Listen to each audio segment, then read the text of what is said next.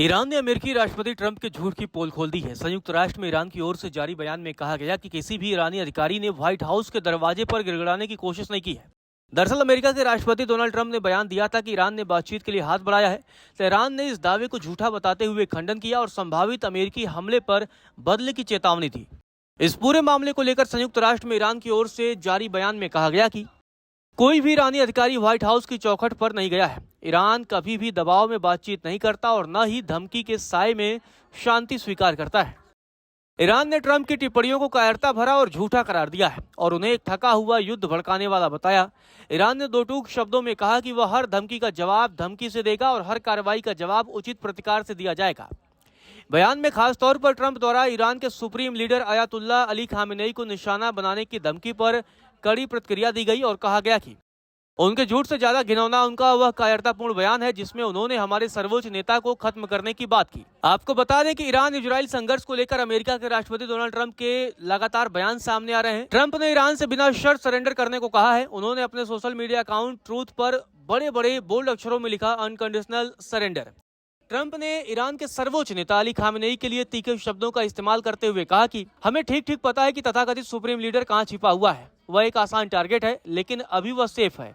हम उसे अभी नहीं मारने जा रहे हैं, कम से कम अभी तो नहीं मार रहे हैं, लेकिन हम नहीं चाहते हैं कि मिसाइलों से नागरिकों पर हमला किया जाए और अमेरिकी सैनिकों को निशाना बनाया जाए। हमारा धैर्य जवाब दे रहा है। ट्रंप की धमकियों से बेपरवाह ईरान के सर्वोच्च नेता अली खामेनेई ने ट्रंप को करारा जवाब दिया है। खामेनेई ने एक के बाद एक कई ट्वीट किए और ट्रंप पर जोरदार हमला बोला। एक पोस्ट में उन्होंने लिखा कि अमेरिकी राष्ट्रपति हमें धमकाते हैं। अपनी बेतुकी बयानबाजी से वे मांग करते हैं कि ईरानी लोग उनके सामने आत्मसमर्पण कर दें।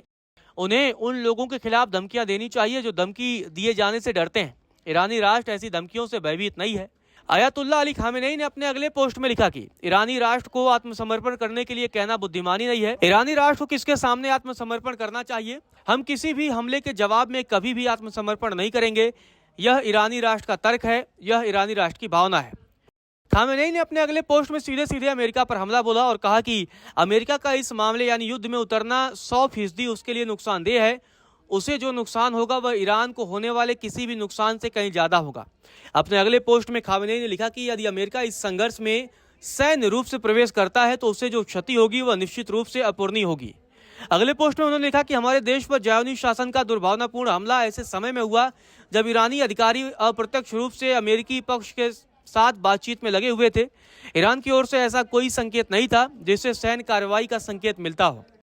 अगले पोस्ट में खामेनेई ने लिखा कि यह संदेह तो पहले से ही था कि ज़ायोनी शासन द्वारा किए गए इस दुर्भावनापूर्ण कदम में अमेरिका का हाथ है, लेकिन उनकी हालिया टिप्पणियों को देखते हुए यह संदेह दिन प्रतिदिन और मजबूत होता जा रहा है। अपने अगले पोस्ट में ईरान के सुप्रीम लीडर खामेनेई ने लिखा कि ईरानी राष्ट्र किसी भी थोपी गई शांति के भी सख्त खिलाफ है। ईरानी राष्ट्र किसी भी दबाव के सामने झुकने को तैयार नहीं है और अब देखना दिलचस्प होगा कि खामेनेई के जवाब के बाद से अमेरिका की तरफ से, खासकर राष्ट्रपति ट्रंप की तरफ से क्या जवाब सामने आता है।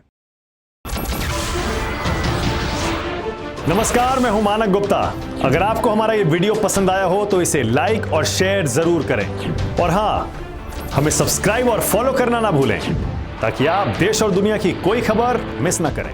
तो जुड़े रहिए हमारे साथ और देखते रहिए न्यूज़ 24।